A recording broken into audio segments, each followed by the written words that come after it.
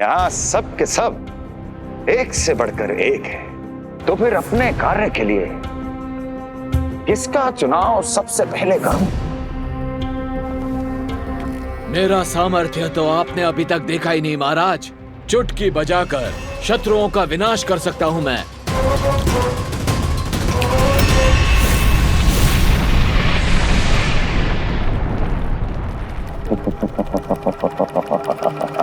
वाह! किंतु आपने तो बताया ही नहीं कि करना क्या है। वध वध करना है, एक नवजात बालक का वध। उसे साधारण बालक मत समझना। गोकुल में नंद के घर पल रहा वो बालक विष्णु का अवतार है।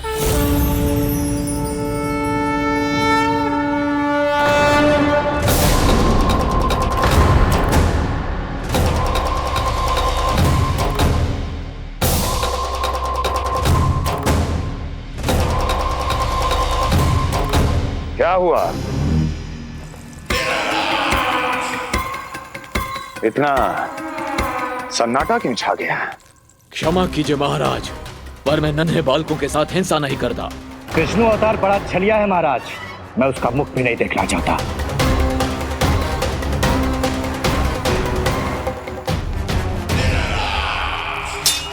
जाने दो इन्हें। वैसे भी इस सिंहासन के लिए मुझे कायरों की कोई आवश्यकता नहीं। जाने दो।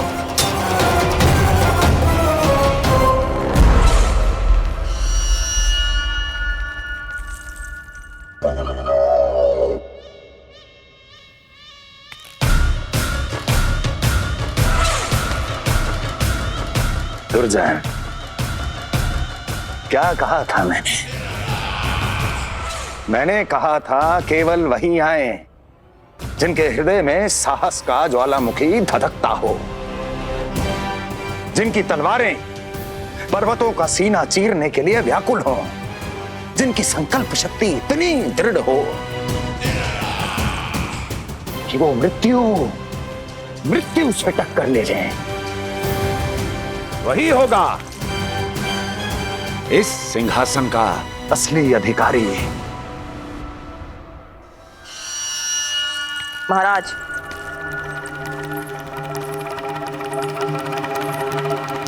ना तो आपके दिए इस सम्मान का कोई मूल्य रह गया है और ना ही आपके भय का। अभी अभी आपने ही कहा था ना कि जब वन में कोई सिंह दहाड़ता है तो उस वन के सभी जीव जंतु एक जगह एकत्रित हो जाते हैं, परंतु उसी वन में जब कोई बब्बर सिंह दहाड़ता है तो वही जीव जंतु भय के मारे इधर उधर भागने लगते हैं। निश्चित ही वो बालक इन सब के लिए बब्बर सिंह बन चुका है। उसका भय हमारे साम्राज्य की नींव हिला रहा है महाराज।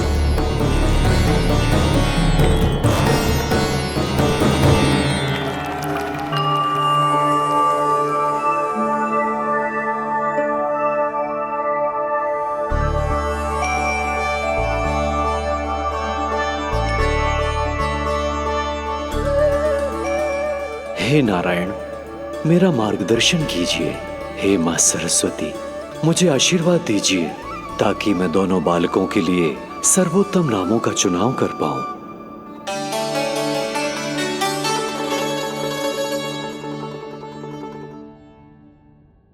आपके पुत्र को बड़े भाई के कर्तव्य का निर्वाह करना है और इस दायित्व को प्रभु श्री राम से अच्छा किसने निभाया है? जैसा अटूट संबंध उनका अपने भाइयों के साथ था, मैं श्री नारायण से प्रार्थना करता हूं कि वैसा ही प्रेमपूर्ण संबंध इसका भी अपने छोटे भाई के साथ हो।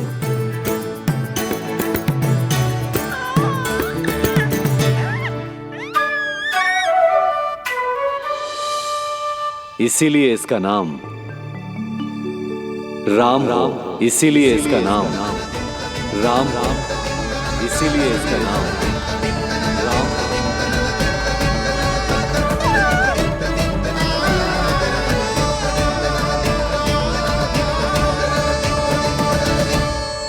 बड़े भाई में आदर्श न्याय संकल्प बल के साथ साथ शारीरिक बल भी होना चाहिए। मैं देख पा रहा हूं ये बालक इन सब बलों के लिए जाना जाएगा, इसलिए जो नाम इसके व्यक्तित्व के लिए सबसे उचित है वो है बलराम। बलराम, बलराम।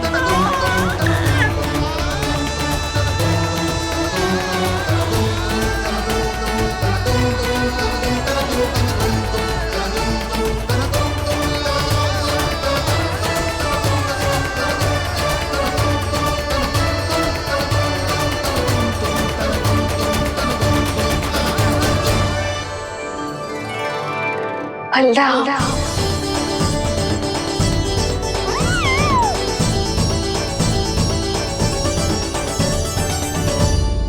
तो फिर उसका नाम बल राम रखना। कैसा अद्भुत संयोग है रिसीवर। जब इसके जन्म की सूचना देने में वसुदेव भैया के पास मथुरा गया था तब उन्होंने भी यही नाम रखा था, बलराम। ये संयोग नहीं, नारायण की इच्छा है नंदराज। बलराम से अधिक उपयुक्त नाम इस बलराम के लिए कुछ और हो ही नहीं सकता है। पर मैं तो दाऊ कहकर ही बुलाऊंगा इन्हें, बलदाऊ।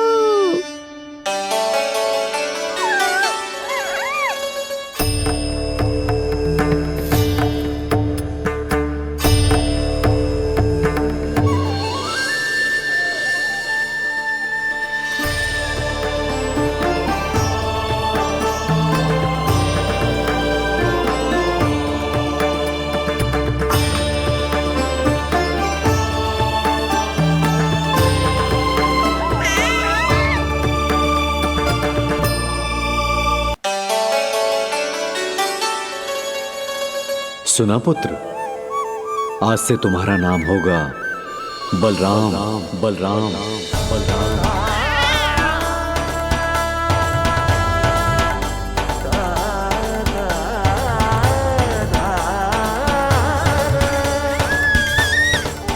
गुरुदेव, कितना अद्भुत नाम दिया है आपने इसे। अब मेरे लल्ला को भी ऐसा ही कोई उत्तम सा नाम दे दो।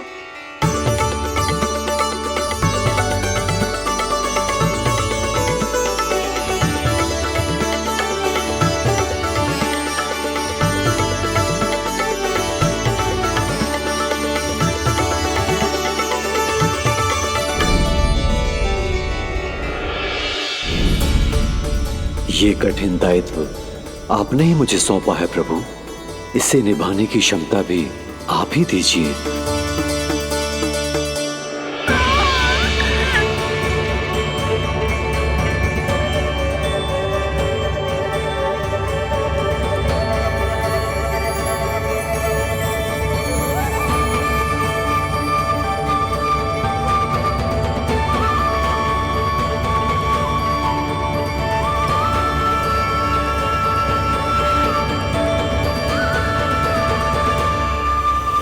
कृष्ण, कृष्ण,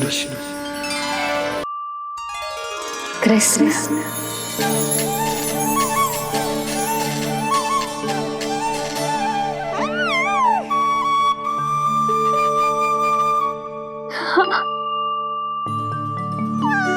और जो मानवता के शत्रु हैं उनके जीवन में ये नाम अशांति, असुरक्षा, भय उत्पन्न करेगा, पर सात्विक प्रवृत्ति के व्यक्तियों के लिए ये नाम शांति, संतोष और सुख का सूचक होगा।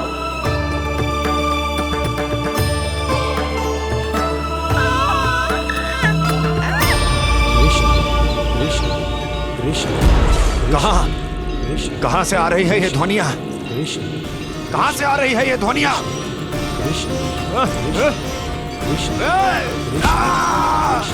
स्वामी, महाराज।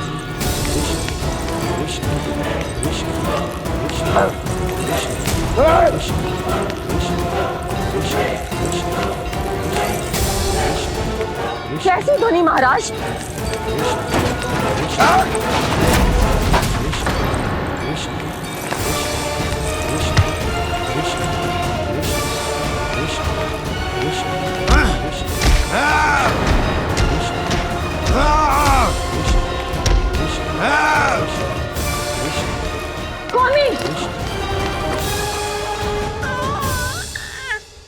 कृष्ण।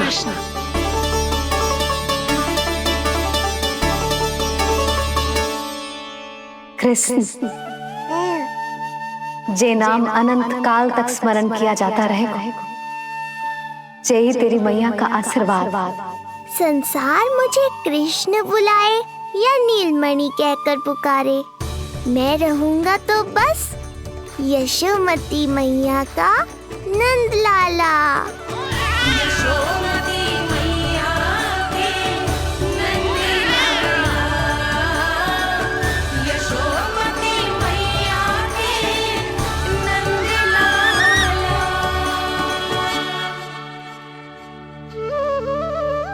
गुरुदेव, आपने मेरे लल्ला को इतना प्यारा नाम दिया है, उसके लिए आपका बहुत बहुत धन्यवाद।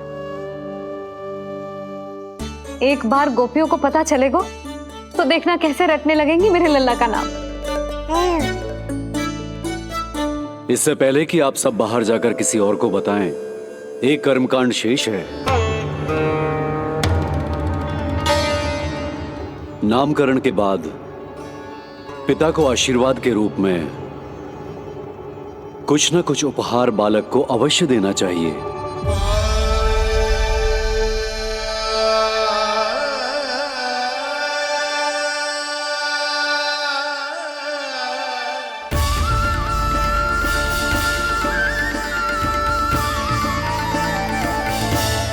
मैं क्या दूं?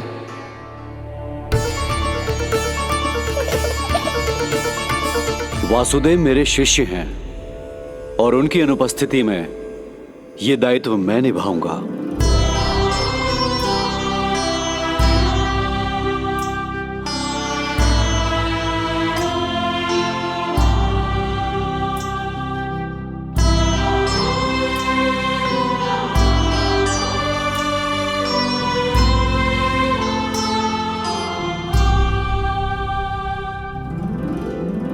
इसे अपने पिता की ओर से स्वीकार करो पुत्र।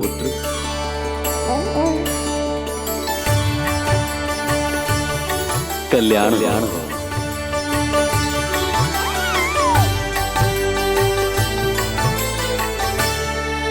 क्या दूं मैं इसे?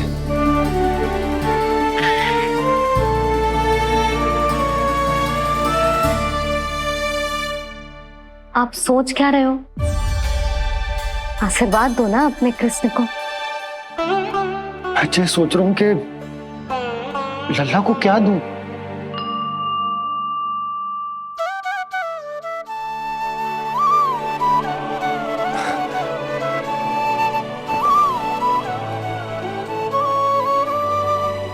लल्ला,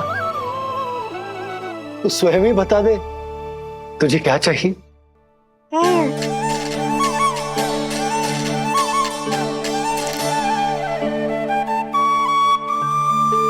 देखो जी, लल्ला ने ही आपकी उलझन समाप्त कर दी।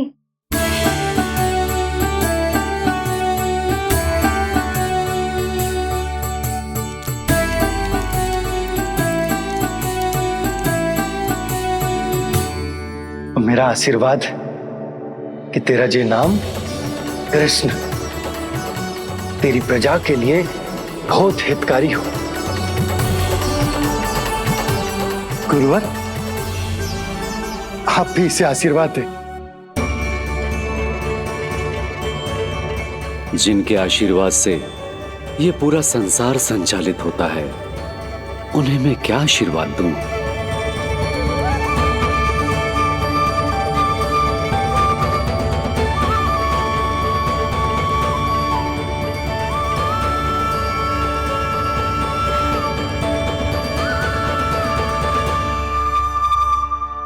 आपने तो मुझे मेरा नाम दिया है ऋषिवर। ये तो मेरा सौभाग्य था प्रभु कि आपने इस कार्य के लिए मुझे चुना। पर आपका कार्य अभी समाप्त नहीं हुआ ऋषिवर। एक विनती और है मेरी। आज्ञा दीजिए प्रभु, क्या करना होगा मुझे? बाबा को मेरी वास्तविक पहचान बतानी होगी आपको, और इन्हें इस बात के लिए मनाना होगा कि ये मैया को कभी भी मेरा सत्य पता ना चलने दे। पर प्रभु, मैं ये कैसे कर पाऊंगा? आप ही कर पाएंगे ऋषिवर, क्योंकि अब आप इस कृष्ण अवतार के मुख्य उद्देश्य को जानते हैं। बंद करो, बंद करो ये ध्वनिया। कौन सी ध्वनिया? ये ध्वनिया बंद करो, बंद करो। क्या सुनाई दे रहा है? ये शब्द तुम्हारे कानों में गूंज रहा है। भारत समझिए। रुक जाइए।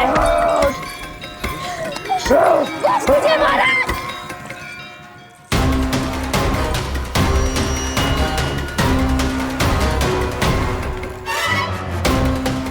आप भूल रहे हैं कि आप मथुरा नरेश है, कंस है आप।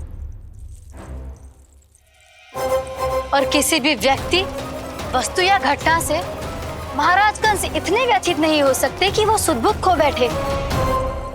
स्वयं को संभालिए महाराज। बंद हो गई, बंद हो गई, बंद हो गया वो स्वर, बंद हो गई वो ध्वनिया। रात्रि, यूं मत सोचना कि मैं तुम्हें सुन नहीं रहा था। तुम सत्य कह रही हो। मैं कंस हूं। किसी भी व्यक्ति, वस्तु या घटना से व्यथित नहीं हो सकता। दुर्जन! जी महाराज। इस सिंहासन को पुनः स्थापित करो। यदि कोई भी योग्य इसे स्वयं सिद्ध करने नहीं आता तो मुझे पता है मुझे क्या करना है, कैसे उस दुष्ट बालक का संहार करना है। मैं भली भांति जानता हूं। ये दायित्व आपको ही निभाना होगा ऋषिवर। इससे 2 लाभ होंगे। एक तो मेरे बाबा कंस के कारण होने वाली चिंता से मुक्त हो जाएंगे और आवश्यकता पड़ने पर मेरी पहचान को मैया से सुरक्षित रखने में सहायता भी करेंगे।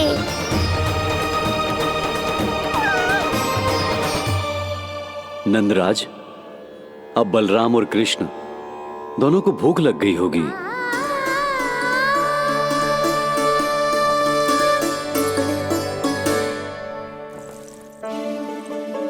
प्रणाम गुरुदेव। प्रणाम गुरुदेव।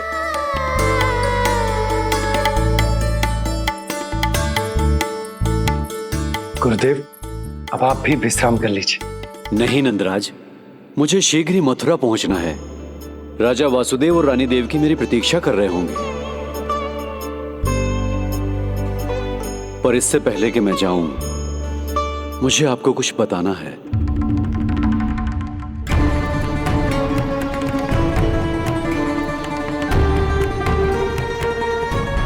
गुरुदेव, आपके ललाट पर बल पड़ गए। सब कुछ ठीक तो है ना? कहीं आप मुझे कंस के बारे में तो ना बताना चाहते? गुरुदेव, मैं जानता हूं कि कंस नवजात शिशुओं की हत्या करवा रहा है।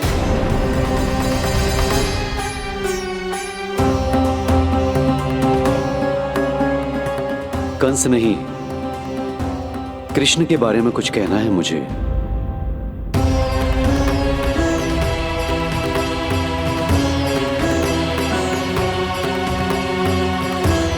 बताइए गुरुवर। मैं एक ऐसा सत्य बताने जा रहा हूं नंदराज, जो है तो वरदान, पर उसे स्वीकारना आपके लिए बहुत कठिन होगा। गुरुदेव, आप जो कह रहे हैं वो मैं समझ ना पा रहा हूं। बताइए ना।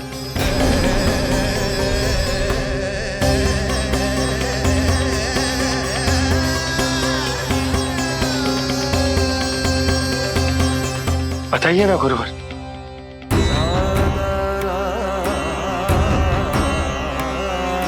सत्य यह है नंदराज, कृष्ण राजा वासुदेव के पुत्र हैं। कृष्ण राजा वासुदेव के पुत्र हैं। कृष्ण राजा वासुदेव के पुत्र हैं।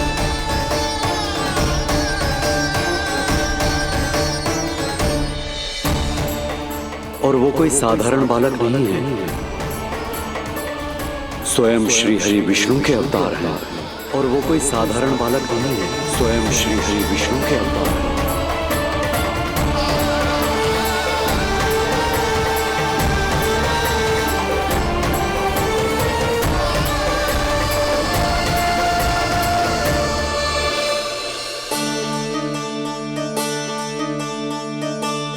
कशु विचित्र लग रहा है। कौन हो तुम? मैं हूं श्री विष्णु का अवतार। शिव, कैसे संभव है गुरुदेव? वो तो नन्हा सा बालक।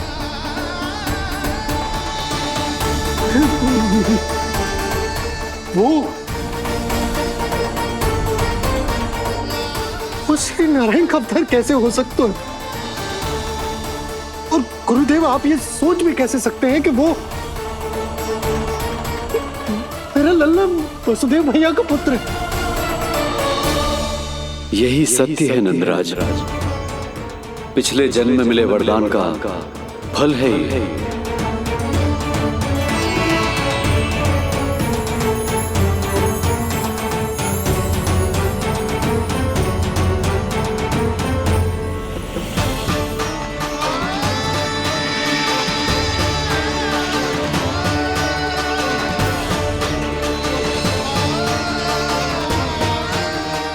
मैं आपकी संतान के रूप में अवश्य आऊंगा, किंतु उसके लिए आपको मेरे अगले अवतार के बाद एक और अवतार की प्रतीक्षा करनी होगी, क्योंकि अगले जन्म के लिए मैं पहले ही ये वरदान माता देवकी को दे चुका हूं। इस समय मैं विवश हूं, किंतु मैं आपको वचन देता हूं, आपकी संतान बनकर अवश्य आऊंगा, मैं अवश्य आऊंगा। प्रभु, श्री हरि को अपने सामने देखकर मेरी व्याकुलता का बांध टूट गया है। 2 जन्म बहुत बड़ा समय होता है स्वामी।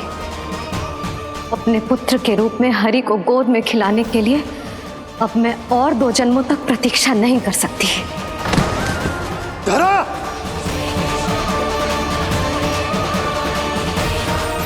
माता देवकी को मैं पहले ही वचन दे चुका हूं, इसलिए विधि के विधान के अनुसार मुझे उन्हीं का पुत्र बनकर जन्म लेना होगा। किंतु आपकी आतुरता का अनुभव करने के बाद अब मैं भी आपका स्नेह पाने से स्वयं को और वंचित नहीं रख सकता। ये जो भी हो रहा है प्रभु की ही लीला है। कृष्ण के जन्म के तुरंत बाद भगवान विष्णु के आदेश पर वासुदेव जी के यहां आना पड़ा और आपकी और रानी यशोदा की पुत्री को अपने पुत्र के साथ बदलना पड़ा और इस तरह कृष्ण आपके और रानी यशोदा के पुत्र बन गए।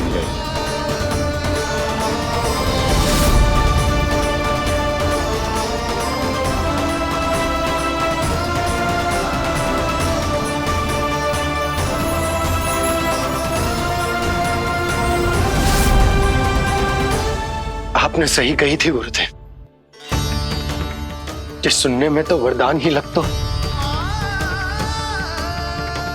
पर इसे स्वीकार करना उतना ही कठिन। जब यशोदा को इस बात का पता चलेगा तो उसे कैसा लगेगा? अपने नाम का अर्थ अच्छे से सुनो है ना तूने? उसका हर एक अक्षर भगवान श्री नारायण से संबंधित है, जैसे उन्हीं का स्वरूप है तू। बस मैया, ये सत्य आपसे छुपा रहे, इसी कारण बाबा के लिए ये जानना आवश्यक है। फिर चाहे इसे स्वीकार करना उनके लिए कितना भी कष्टदायक क्यों ना हो। नहीं नंद, ये सत्य उन्हें आप नहीं बताएंगे। स्वयं प्रभु ने मुझसे कहा है किसी और प्राणी को इसके बारे में भनक तक नहीं लगनी चाहिए, और रानी यशोदा को तो बिल्कुल नहीं। गुरुवर, कंस के आक्रमणों की जानकारी यशोदा से पहले ही छुपा कर रखना कठिन था। अब इतना बड़ा सत्य मैं यशोदा से कैसे छुपाऊंगा? आपको छुपाना ही होगा नंदराज, यही प्रभु की इच्छा है।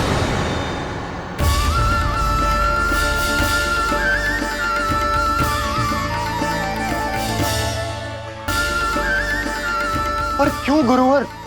ताकि नारायण अपनी मैया की ममता का अनुभव कर पाए। यही तो उनके अवतार का मुख्य उद्देश्य है। मुख्य उद्देश्य? हाँ नंदराज, नर नारायण के अवतार में अपनी तपस्या करते समय प्रभु ने जो अनुभव किया था, उसके कारण ममता के सुख का अनुभव करने के लिए प्रभु व्याकुल हो उठे थे। ऐसा क्या हुआ था, मुझे भी बताइए। हो सकता है ये बात इस सत्य को स्वीकार करने में मेरी सहायता करे। बहुत समय पहले की बात है। अनेक देवी देवता परम प्रभु विष्णु के पास बैकुंठ गए थे। वहां प्रभु की आंखों में आंसू देखकर वो सभी स्तब्ध रह गए।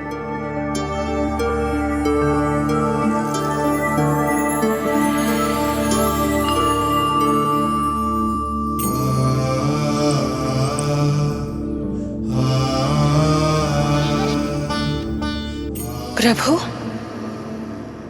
आपकी आंखों में आंसू?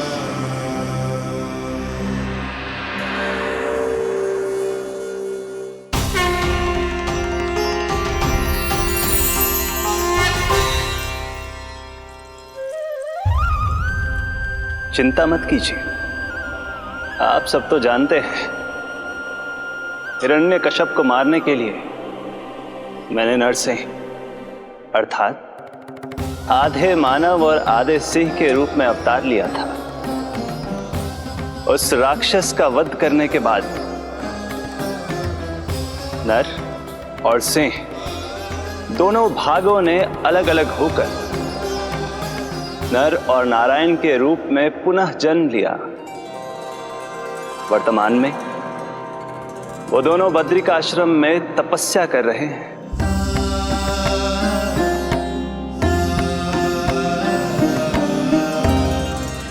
आज उन दोनों ने कुछ ऐसा देखा जिसने मुझे भी भावुक कर दिया।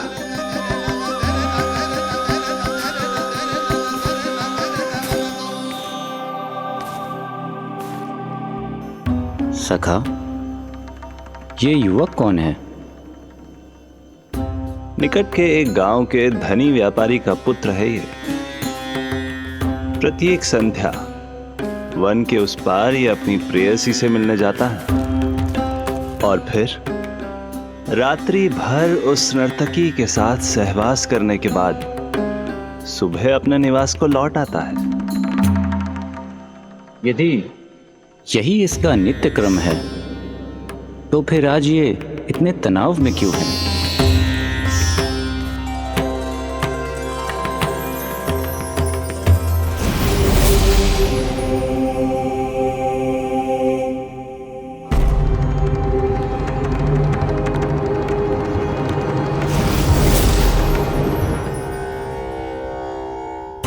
कल रात्रि प्रेम क्रिया के मध्य उस नर्तकी ने इससे पूछा, ये सबसे अधिक प्रेम किससे करता है? जब इसने कहा तुमसे, तो वो बोली, तुम्हें अपने प्रेम को सिद्ध करना होगा। अपनी मां के हृदय को उसके तन से अलग कर मुझे सौंपना होगा। मां का हृदय? क्या हुआ प्रभु? वो लाया अपनी मां का हृदय? ये जिज्ञासा यक्ष प्रश्न बनकर पूरे दिन नर और नारायण के मस्तिष्क में कौंधती रही। उन्होंने संध्या होने तक वहीं नदी किनारे प्रतीक्षा करने का निर्णय लिया ताकि वो ये जान सके कि क्या वो युवक अपनी क्रूर प्रेयसी को छोड़ेगा या वासना में अंधा होकर अपनी ही माता की हत्या करने का जघन्य अपराध करेगा।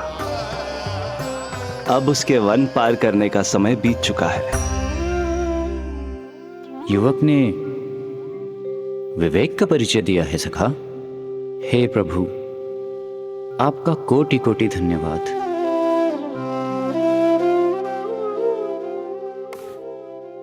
सखा,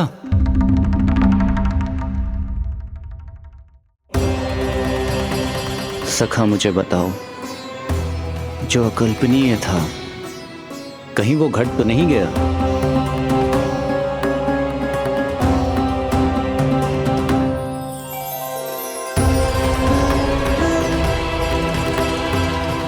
जब इस युवक की मां को इसकी प्रेयसी की क्रूर मांग के बारे में पता चला तो जो उसने किया वो इस समस्त संसार में केवल एक मां ही कर सकती है।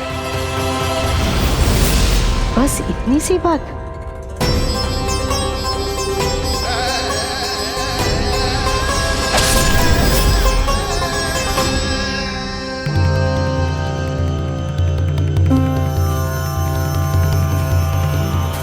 संभाल के मेरे बेटे, कहीं चोट ना लग जाए तुझे। संभाल के मेरे बेटे, कहीं चोट ना लग जाए तुझे। संभाल के मेरे बेटे, कहीं चोट ना लग जाए तुझे। ये तो उसकी मां की पुकार है। मां, मैंने क्या कर दिया मां? मां!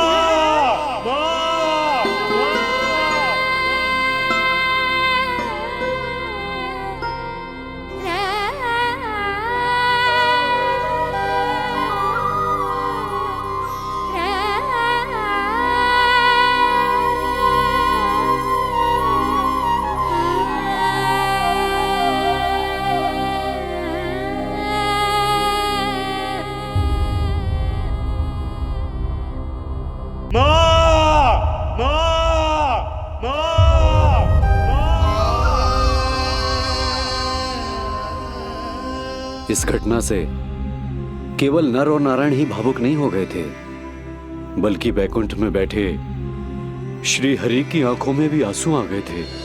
ममता के लिए तरसने लगे थे वो। इसीलिए उनके इस अवतार का मुख्य उद्देश्य है मां की ममता का अनुभव करना।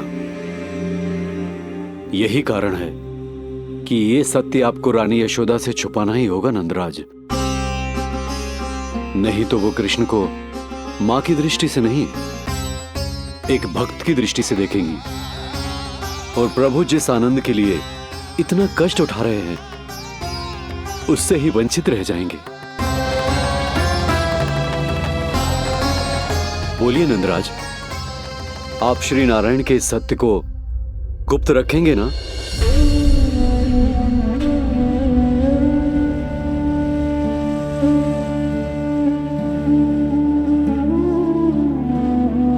प्रभु ने मुझे कैसी दुविधा में डाल दिया है गुरु। यशोदा से तो ये सत्य मैं छुपा भी लूंगा, परंतु स्वयं से कैसे छुपाऊंगा? और बाबा होने को सुख, उसको अनुभव कैसे कर पाऊंगा? जो हो रहा है और जो भी होता है सब उनकी ही इच्छा से होता है नंदराज। इसलिए आगे का मार्ग भी वही दिखाएंगे। अब मैं चलता हूं नंदराज। राजा वसुदेव और रानी देवकी नामकरण के बारे में जानने के लिए व्याकुल हो रहे होंगे।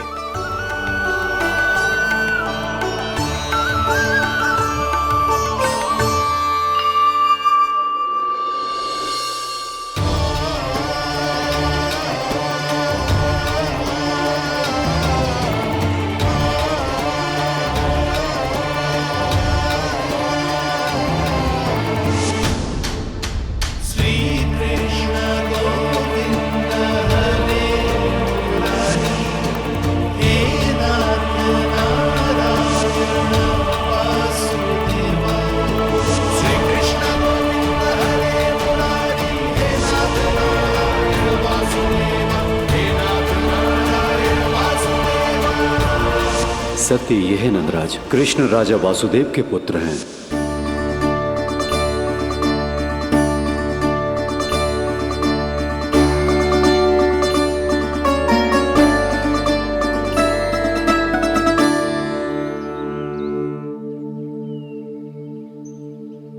नंदराज,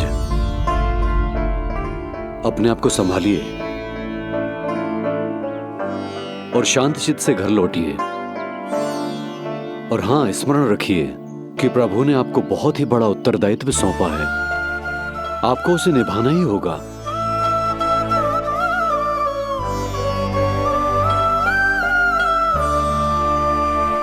प्रभु आपको शक्ति दे।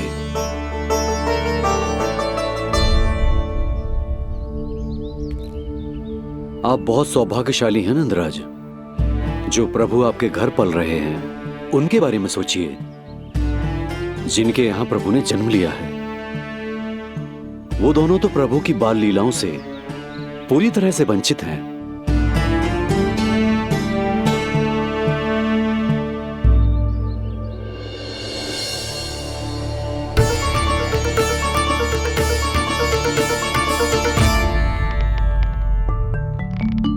कहाँ रह गए तेरे बाबा लल्ला? जो आए क्यों ना अब तक?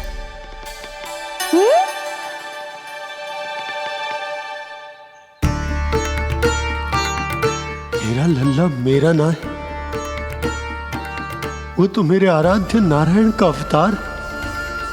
और ये बात मुझे यशोदा से छुपानी।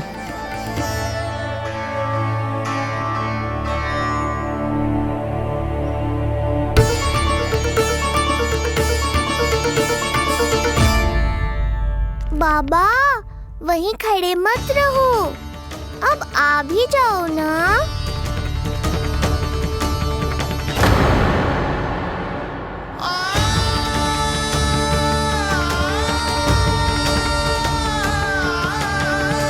एक पग भी आगे बढ़ाने का साहस ना हो रो मेरा।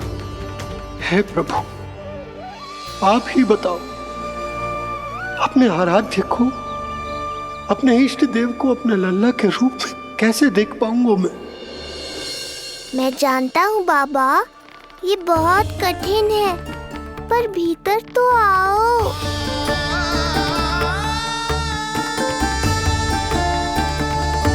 अब आ भी जाओ बाबा, ऐसे बाहर कब तक खड़े रहोगे आप?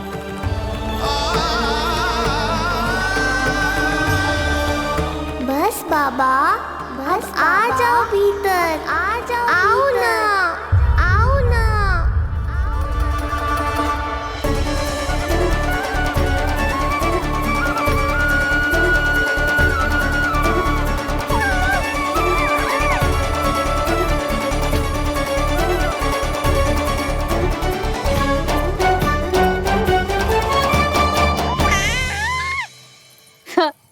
समझो?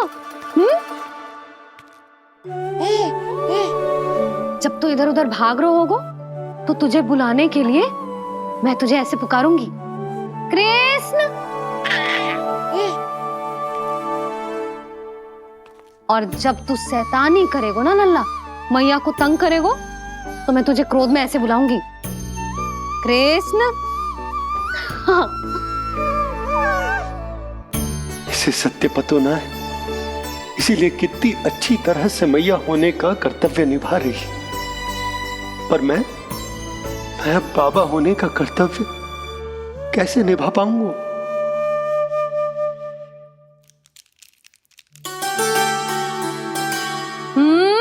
सावधान।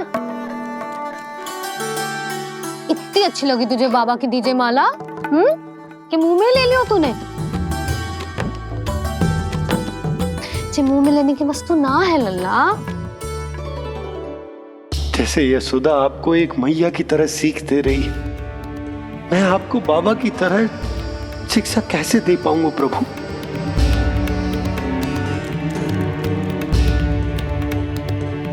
कृष्ण, अभी मना किया ना मैया ने? ये तो प्रभु को ही डांट रही है। सावधान, जो फिर से मुंह में लिया तो। यशोदा, तुम्हें पता भी है तुम किस पर क्रोधित हो रही? हाँ, अपने लल्ला पर। और किस पर? मेरे कहने का अर्थ ये है कि तुम्हें सच में पता भी है ये कौन है? स्वयं प्रभु ने मुझसे कहा है किसी और प्राणी को इसके बारे में भनक तक नहीं लगनी चाहिए। और रानी यशोदा को तो बिल्कुल नहीं। और रानी यशोदा को तो बिल्कुल नहीं। और रानी यशोदा को तो बिल्कुल नहीं। यही कहना चाहते हो ना आप कि मैं गोकुल के राजकुमार को डांट रही हूँ?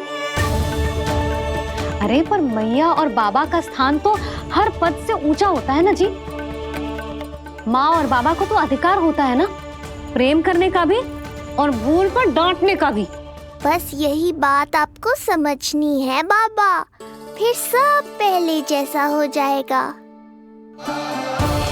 मैं समझता हूँ जे, पर जे विचार के जे केवल हमारा पुत्र ना है, ये स्वयं नारायण का अवतार भी है, इसे अपने मन से निकाल ना पा रहा हूं मैं।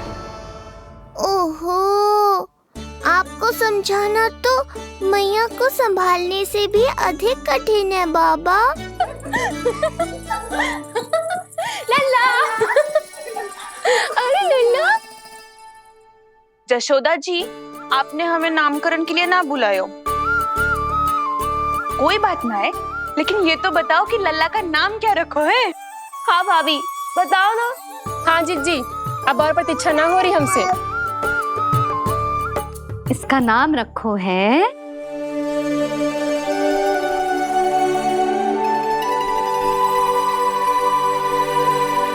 कृष्ण। कृष्ण? बहुत प्यारा नाम है, लेकिन थोड़ा कठिन है। मैं तो इसे किशन बुलाऊंगी। सही कहो, मैं भी इसे प्रेम से किशन ही कहूंगी। क्यों किशन? मेरे लिए तो जे किसना है।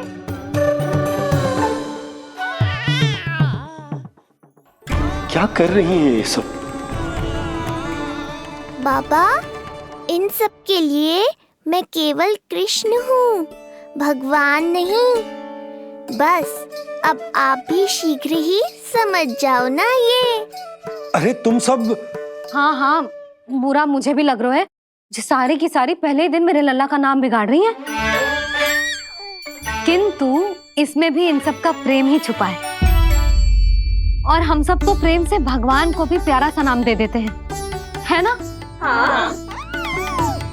सत्य तो ये है कि कृष्ण नाम बहुत अच्छा है, किंतु मैं भी अपने लल्ला को प्रेम का नाम देना चाहती हूँ। कान्हा बुलाऊंगी इसे, कान्हा बुलाऊंगी इसे, कान्हा बुलाऊंगी इसे।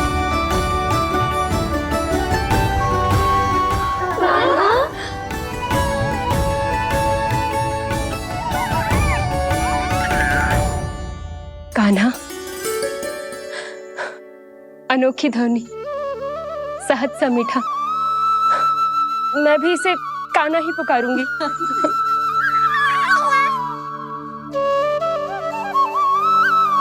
आप भी बुलाओ ना इसे। आप एक बार बुलाकर तो देखो, झट से पलट कर देखेगा आपको ये हमारा नटखट कान्हा। प्रभु, ये सब आपका सत्य ना जानती, पर मैं जानता हूं। अब इस मुख से आपका नाम केवल भक्ति भाव से ही निकल सकता है, वात्सल्य भाव से ना। जी के लल्ला का भी तो नामकरण हुआ था ना अपने लल्ला के साथ। हाँ भाभी, क्या नाम रखा गया है इसका? हाँ, बताओ ना। हाँ भाभी, बोलो ना, बताओ ना जीजी। ना, देखो, एक मैया से उसके लल्ला का नया नाम बताने का आनंद मैं ना छीन सकती। यदि तुम सबको कान्हा के दाऊ का नाम जानना है तो चलो सबके सब रोहिणी जीजी के पास। हाँ, सही कहो। मैं अभी आई। हाँ,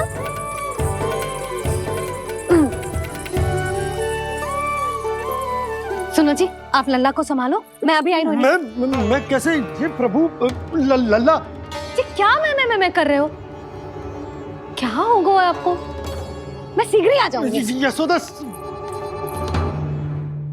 मुझसे दूर कब तक रहोगे बाबा?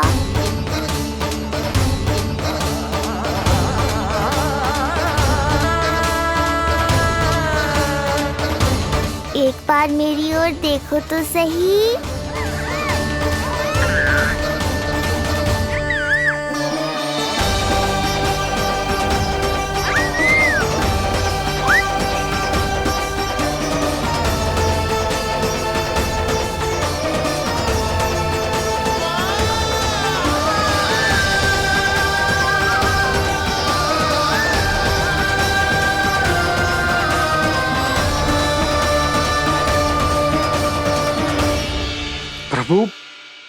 मुझे दुविधा में डालकर आप मुस्कुरा रहे हो।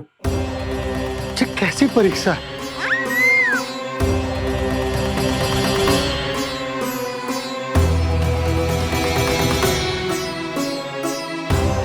ये क्या कर रहे हैं आप? पिता का स्थान पुत्र के चरणों में नहीं होता, पुत्र के सिर के ऊपर होता है उनका हाथ, उनका वरदहस्त। प्रभु, आप चाहते हो कि मैं आपका सत्य यशोदा को न बताऊं। यशोदा चाहती है कि मैं आपको लल्ला की तरह अपने गोद में उठाकर आपसे बातें करूं। मेरी आंखें चाहती हैं कि मैं आपको अपने इष्ट देव, अपने आराध्य के स्वरूप में देखूं। और मेरा हृदय चाहता है कि मैं आपको अपने पुत्र के स्वरूप में देखूं। अब आप ही बताओ प्रभु, अब मैं इस परिस्थिति में क्या करूं? मुझे कुछ समझ में ना आ रहा। आप ही का आसरा है प्रभु, आप ही को सहायता करनी होगी। आप ही बताइए कि किस प्रकार एक भक्त अपने भगवान को अपने लल्ला के स्वरूप में देखे, उसे अपने हाथों में उठाए, उसे खिलाए, उसके साथ बातें करे, कैसे वो उसका लालन पालन करे अपने पुत्र के स्वरूप में। प्रभु, मुझे कुछ समझ में ना आ रहा। सहायता करो प्रभु। चिंता मत कीजिए बाबा, आपके सभी प्रश्नों का उत्तर शीघ्र ही मिलेगा आपको।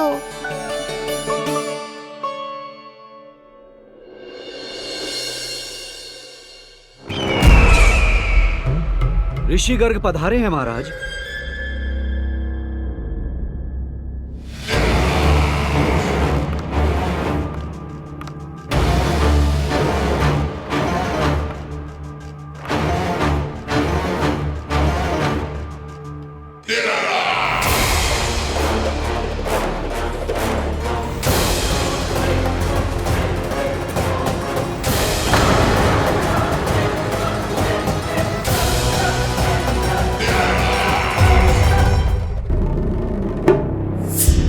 तो महान मथुराधीश कंस के दरबार में ऐसे सम्मान होता है ऋषि मुनियों का? नहीं ऋषिवर, ये तो केवल एक उदाहरण है कि कैसे एक विष्णु भक्त का सम्मान नहीं किया जाना चाहिए। तब तो अच्छा ही है। मैं यहां तुमसे सम्मान की अभिलाषा लेकर नहीं आया हूं। मैं यहां देवकी और वसुदेव से भेंट की इच्छा लेकर आया हूं। क्यों? मेरे विरुद्ध कोई षड्यंत्र रचना चाहते हो? जो सदैव दूसरों के विरुद्ध षड्यंत्र करता है, उसका संपूर्ण जीवन इसी भ्रम में बीतता है कि सारा संसार उसके लिए षड्यंत्र कर रहा है। परंतु अन्य व्यक्तियों के पास इससे भी अत्यधिक महत्वपूर्ण कार्य होते हैं करने के लिए। यह महत्वपूर्ण कार्य करने की आपकी यह इच्छा इस दरबार में पूर्ण नहीं होगी ऋषिवर।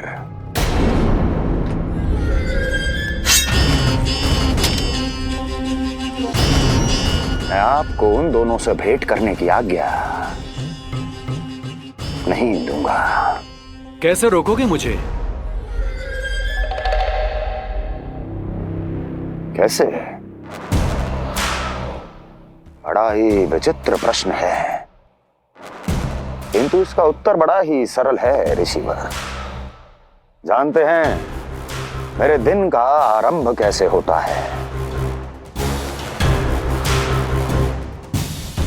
किसी ना किसी का संहार करके।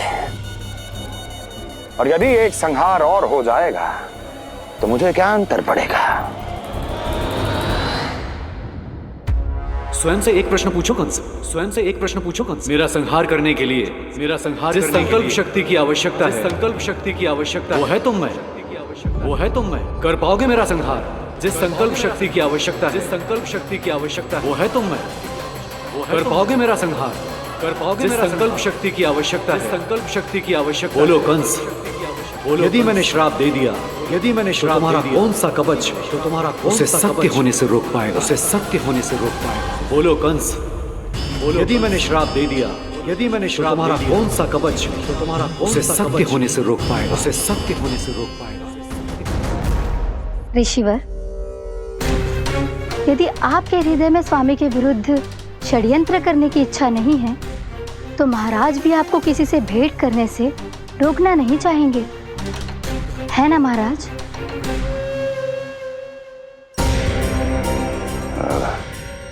हाँ, आप उन दोनों से भेंट कर सकते हैं।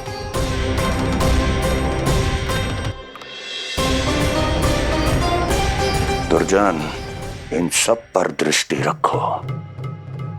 अब सब कुछ सुनकर आना, सब कुछ भी छूटना नहीं चाहिए। जाओ।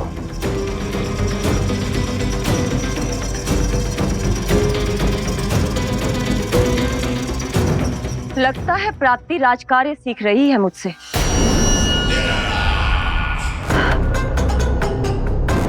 उचित समय पर सही सुझाव दिया तुमने प्राप्ति। अब आसानी से पता लग जाएगा कि ऋषिगढ़ के यहाँ आने का वास्तविक कारण क्या है महाराज।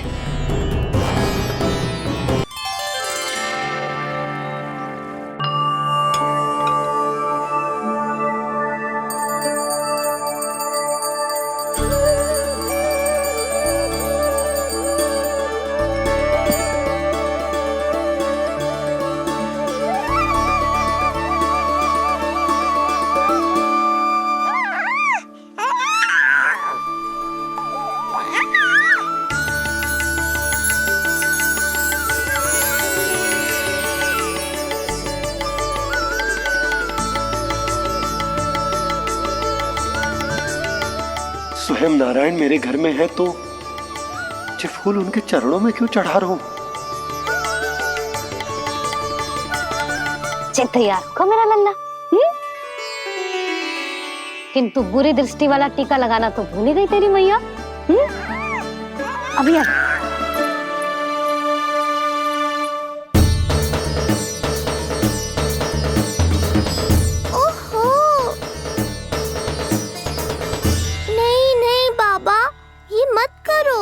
मैया आ रही है, उन्हें पता चल जाएगा।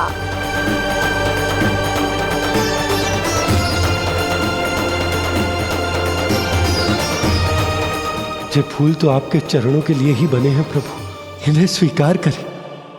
बाबा, ये सत्य मैंने आपको अपना साथ देने के लिए बताया था, अपने आप को फंसाने के लिए थोड़ी ना।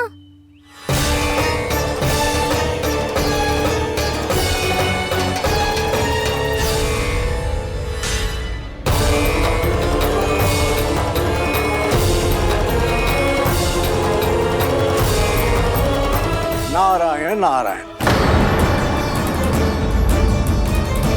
प्रणाम पंडित जी। नंदराज जी, रानी जी, बिटिया के पांव भारी थे ना, तो सेलिवाने समधियाने चला गया था, वहां कुछ अधिक ही समय लग गए। आज वापस आया तो पता चलो कि स्वयं गर्ग ऋषि ने लल्ला का नाम रखो है, सो मिलने चला है। क्या नाम मिलो है इसे? उन्होंने लल्ला का नाम कृष्ण रखो है। उन्होंने लल्ला का नाम कृष्ण रखो है।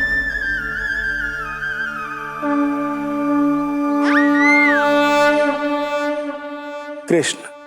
आहा, उत्तम, अति उत्तम, बहुत मधुर नाम है। ऐसा लग तो है जैसे आप स्वयं श्री नारायण का नाम ले रहे हैं।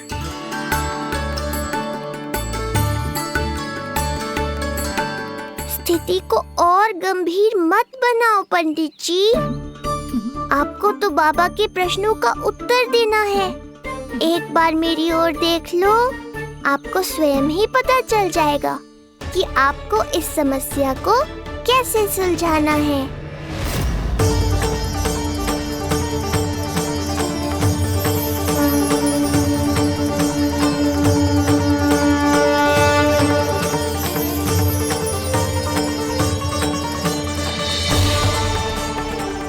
जी मेरे लल्ला को टकटकी बांध के देखे क्यों जा रहे हैं?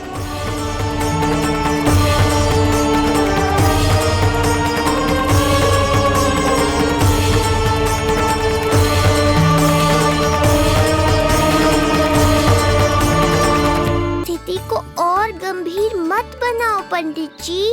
आपको तो बाबा के प्रश्नों का उत्तर देना है। एक बार मेरी ओर देख लो, आपको स्वयं ही पता चल जाएगा कि आपको इस समस्या को कैसे सुलझाना है।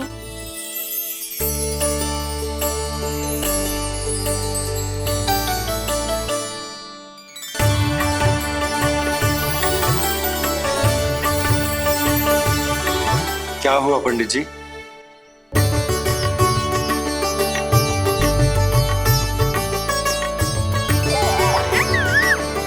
बधाई हो लल्ला, इतना प्यारा नाम मिलो है तुम्हें। नंदराज जी, जब भी मैं लल्ला को देखता हूं तो मुझे भगवान श्री राम की झलक दिखाई देती है। क्यों ना दिखाई देगी, उन्हीं के तो अगले अवतार हैं ये।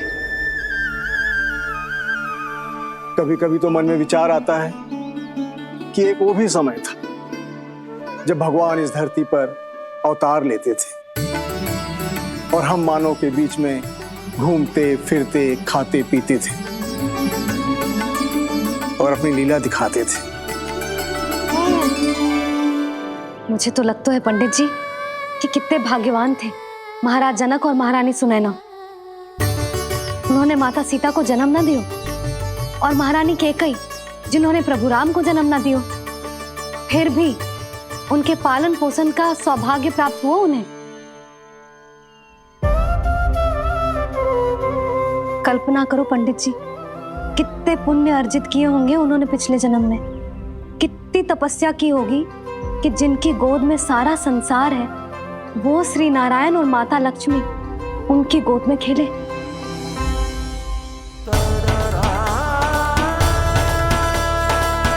संसार में अवतार लेकर सांसारिक नाते भगवान को भी निभाने पड़ते हैं, फिर हम तो मानव हैं। संसार में अवतार लेकर सांसारिक नाते भगवान को भी निभाने पड़ते हैं, फिर हम तो मानव हैं।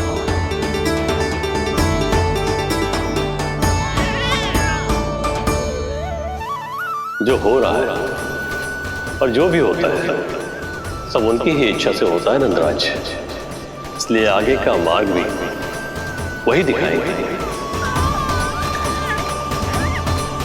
तो आपने मुझे मेरे प्रश्नों के उत्तर दिला ही दिए।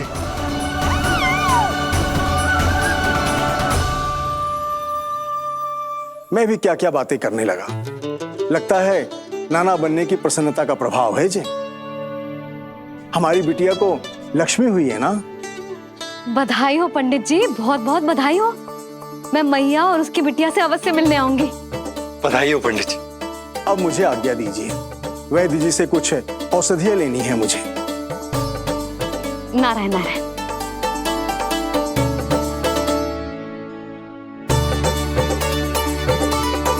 आजा लल्ला, आजा।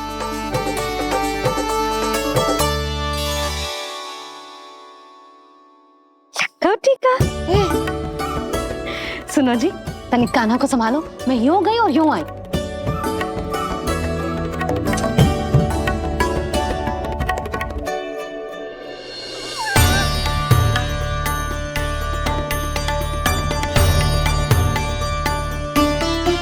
क्या हुआ? मैं देख रही हूं नामकरण के बाद से एक बार भी आपने कान्हा को गोद में ना लिया है। सब ठीक है ना? हाँ, सब ठीक है। अब सब ठीक। लो मेरा लल्ला।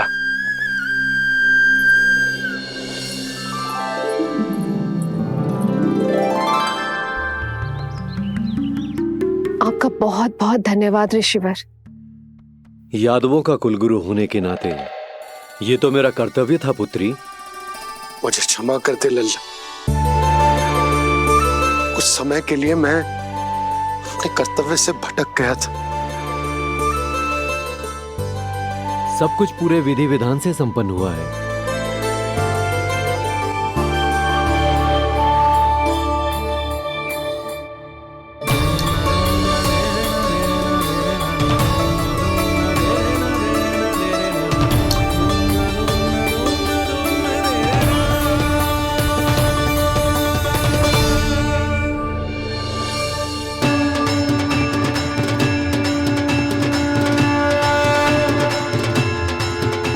जो नाम मैंने दिया है,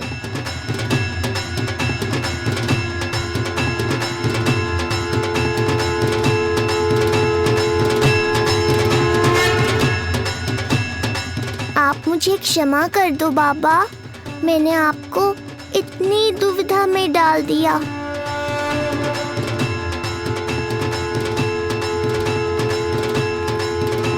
और इस तरह नंद को सब कुछ पता चल गया।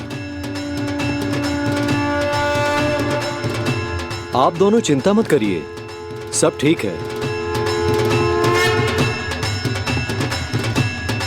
अब मैं आपके 6 पुत्रों का श्राद्ध कर्म करूंगा।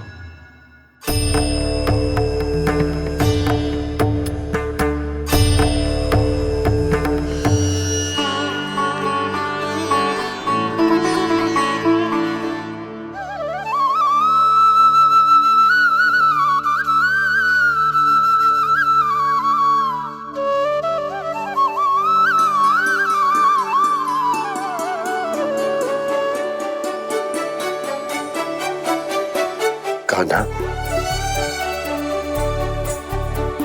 क्या हुआ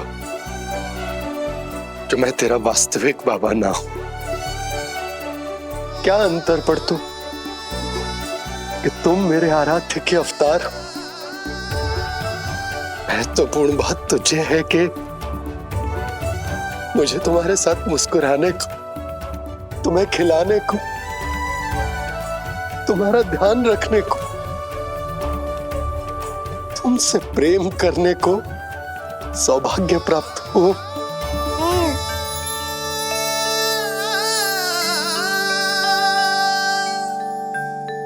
बाबा, सत्य जानने के बाद अब आपको केवल प्रेम ही नहीं करना है, मुझे डांटना भी है जब मुझसे कोई भूल हो जाए या मैं कोई शरारत करूं। तुमने मुझसे कुछ कही कान्हा, पर ये सब जानने के बाद तुम्हें कैसे डांट सकता हूं? बताओ ना कि कैसे मैं तुम्हें ये कहूं? वो सब आप मुझ पर छोड़ दो बाबा। शीघ्र ही जीवन की माया आपको अपने प्रभाव में ले लेगी और आप ये सब भूल जाओगे। पर जब जब मेरी दिव्यता की झलक संसार को मिलने वाली होगी और मेरा सत्य मैया को पता चलने वाला होगा, तब तब आपको इसका स्मरण हो जाएगा। इसका अर्थ है कि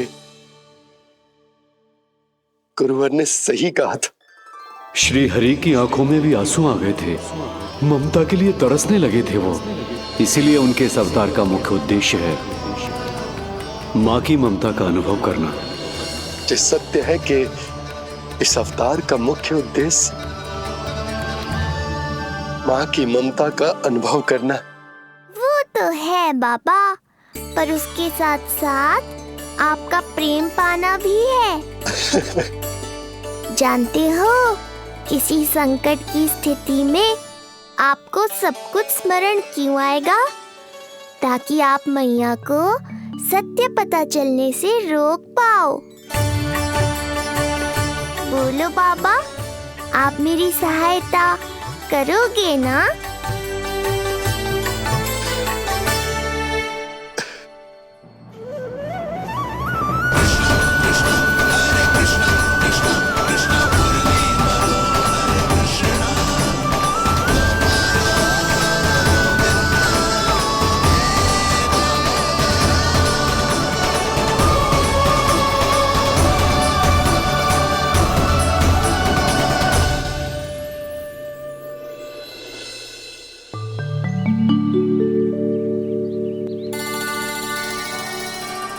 मेरा कान्हा बैठना सीख गो।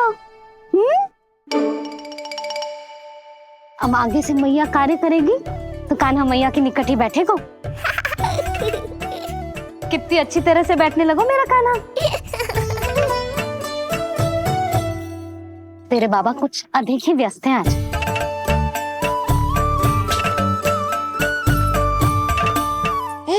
और अब आप भी व्यस्त हो गई, तो मेरे साथ खेलेगा कौन?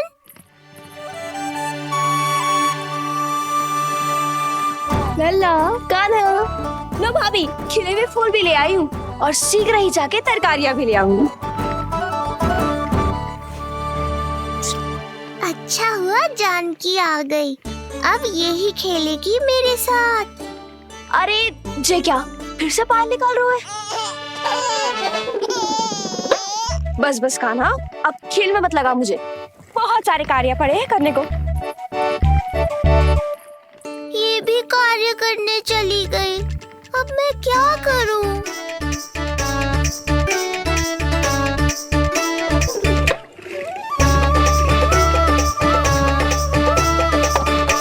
सब व्यस्त है, मेरे लिए किसी के पास समय ही नहीं है। लगता है इनका ध्यान बटाने के लिए अब मुझे कुछ करना ही होगा।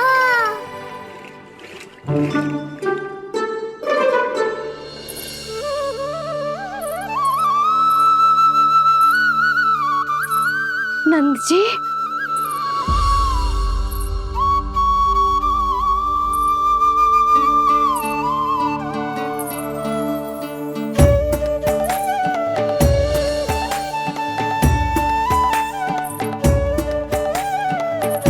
जानकी, देखो मेरा लल्ला पहली बार घुटने के बल पे चल रहा है।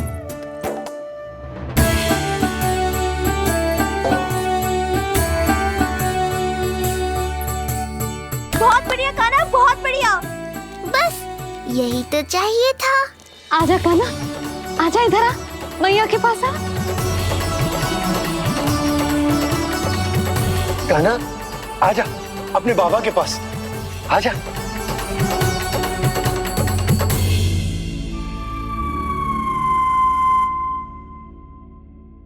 मैंने कहा था ना बाबा, शीघ्र ही आपको सांसारिक माया जकड़ लेगी और आप सब भूल जाओगे। देखा मेरे लल्ला को, अभी अभी तो इसने चलना सीखो है और अभी से इतना प्रवीण हो गए हो। आपका लल्ला, मेरा लल्ला मुझ पे गया है जी, इसीलिए तो इतनी शीघ्र इतना प्रवीण होगा, है ना लल्ला? आज लल्ला, आजा अपने बाबा के पास, आजा।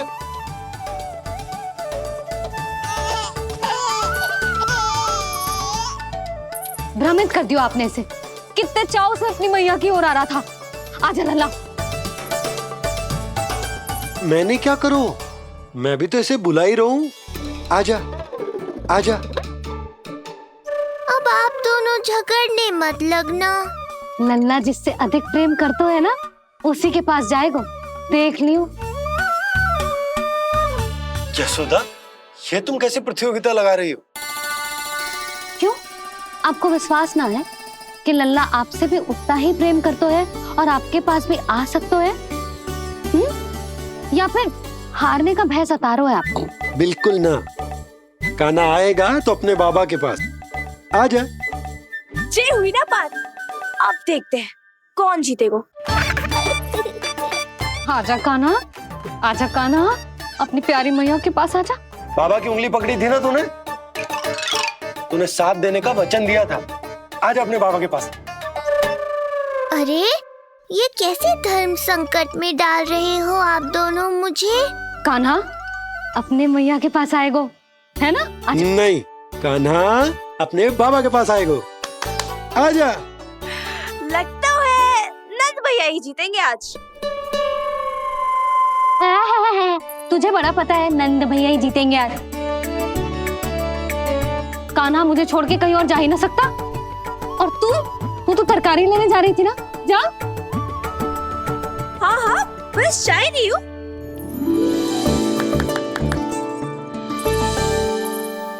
लल्ला देख, मेरे पास आएगा तो माखन मिलेगा, बहुत अच्छा माखन मिलेगा।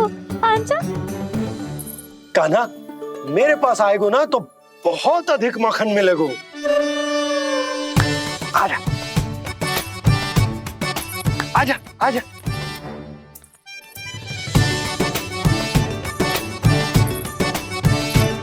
कान्हा आ जाओ।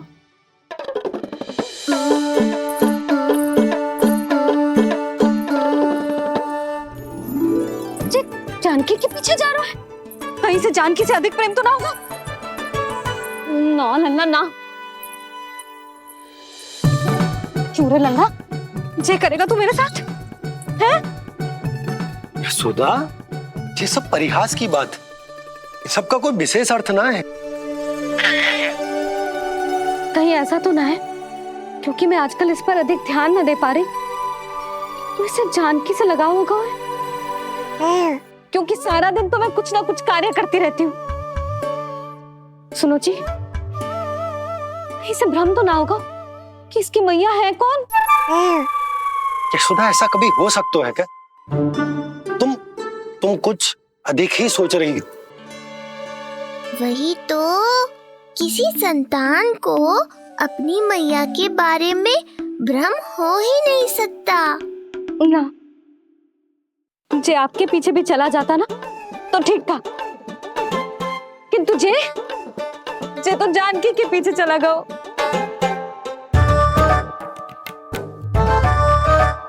आप मुस्कुरा क्यों रहे हो? हाँ बोलो ना, ये संभव है क्या? लो, तुम्हारी इस प्रतियोगिता के चक्कर में मैं तो भूल ही गया हूं कि उपनंद भैया को लेन देन बताना है। वो मेरी प्रतीक्षा कर रहे होंगे। मैं चलता हूँ। अरे किंतु मैंने जो पूछा वो तो बताया ही ना आपने। एक बार तुम्ही ने कही थी कि मैया अपने लल्ला के मन की बात उसके बिना कहीं जान लेती, तो पूछ लो अपने कान्हा से।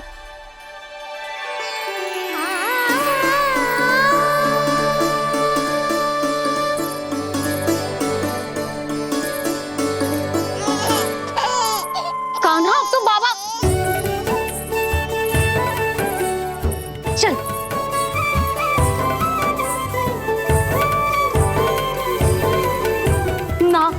ना लल्ला, कुछ और ना। बाबा से प्रेम है, जानकी से प्रेम है, बस अपनी मैया से ना है ना। अरे मैया, ऐसी बात थोड़ी ना है। 9 माह तक पेट में कौन पालती है? मैया। दूध कौन पिलाती है? मैया। देखभाल कौन करती है? मैया। बस उसी मैया से प्रेम ना है, से सभी से प्रेम है तुझे। तो ठीक है फिर, अब बात भी उन्हीं से करियो।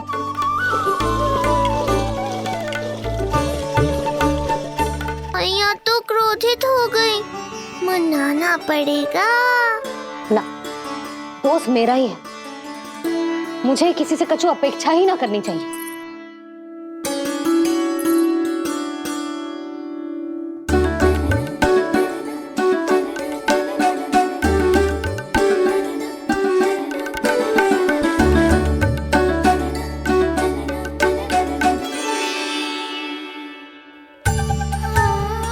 आहा, अब स्वयं को प्रेम चाहिए तो चापलूसी कर रहे हो? छोड़।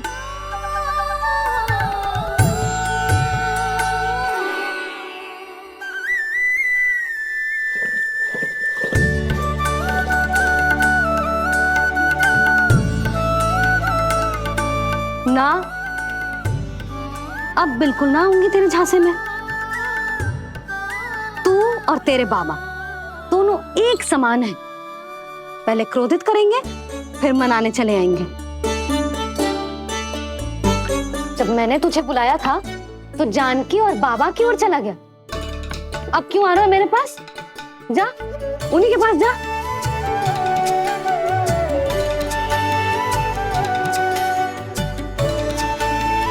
देख लल्ला, अब अपनी जो प्यारी सी मुस्कुराहट दिखा के ना मुझे मनाने का प्रयास मत ही कर। मैंने कान्हा कहाँ गया?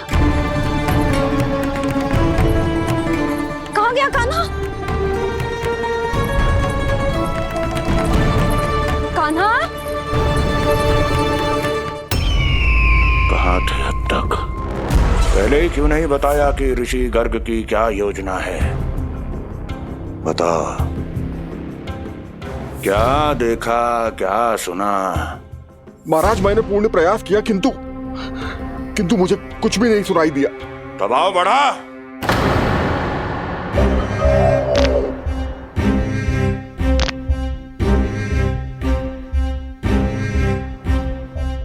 अब ये सुना या ये भी सुनाई नहीं दिया? महाराज मुझे क्षमा करें महाराज, मैंने सुनने की बहुत चेष्टा की किंतु मुझे कुछ भी नहीं सुनाई दिया। महाराज मेरा विश्वास करें। ये अर्थनाद सुनाई दिया या ये भी नहीं? मुझे क्षमा करें महाराज। उत्तर दो, अब सुनाई दिया? तो फिर वहां क्यों नहीं सुनाई दिया?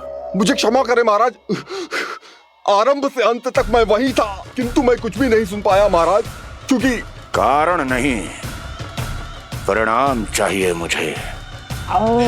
परिणाम। लल्ला,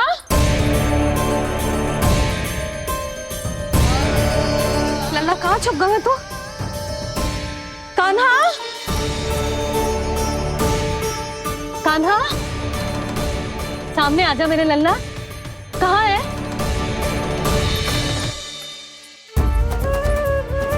कान्हा, सामने आजा लल्ला। अब मैया कभी ना रूठेगी तुझसे। कान्हा, कान्हा,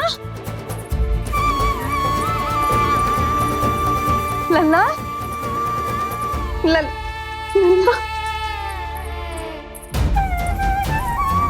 लल्ला देख सामने आजा, नहीं तो तेरी मैया मर जाएगी। लल्ला, कान्हा, कान्हा न जाने कहाँ चला गया है। अभी तो यही था, न जाने कहाँ चला गया है। तो उसकी पायल है, कहीं बाहर तो ना चला गया कोई मेरे लल्ला को? यशोदा, कोई ना लेगा होगा लल्ला को, और वो स्वयं भी कहीं ना जाएगा, यहीं कहीं होगा। आप इतने शांत कैसे हो? आपको कुछ पता है क्या? ये क्या है? एक पायल अभी भी उसके पैर में है, और है तो अपनी मैया का ही लल्ला, एक जगह टिकेगा ना हो, इसीलिए कह रहा हूँ कि मैं पल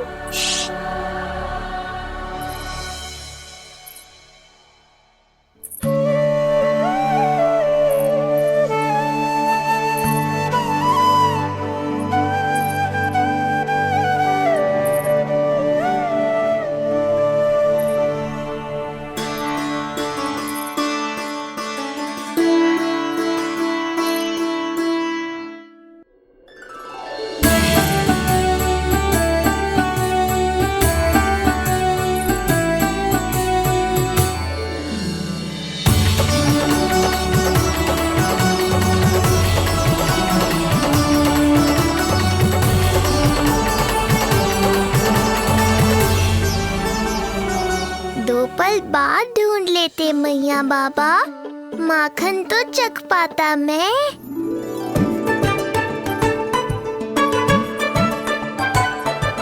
ये क्या कर रहे है तू?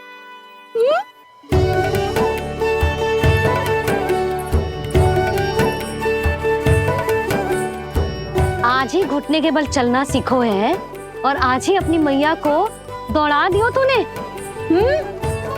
ये जो छोटी छोटी पहिया है ना, इनमें पायल ना बेड़ियां पहनाऊंगी मैं।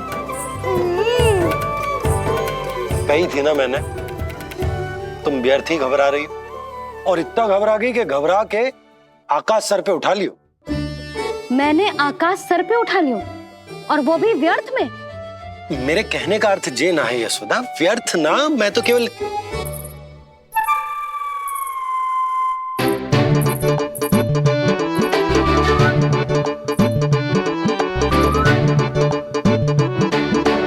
इसका अर्थ ये है कि कान्हा जानकी के पीछे ना जा रहा था। जब आप भी बाहर जा रहे थे तो जे आपका पीछा ना कर रहा था। इसे तो बस बाहर जानो है। क्या चल रहा है? हाँ